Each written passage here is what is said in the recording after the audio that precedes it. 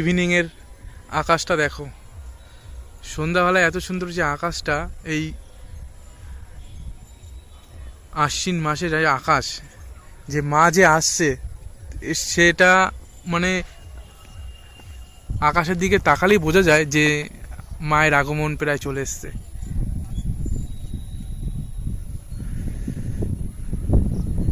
কি দারুণ না স্কাইটা, ওই দিকটা বেশি সুন্দর লাগছে,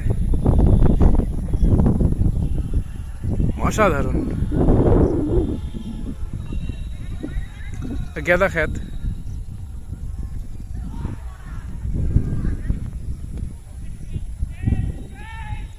সব চাষিরা বাড়ি ফিরবে, এখন সন্ধ্যা হয়ে গিয়েছে যেহেতু।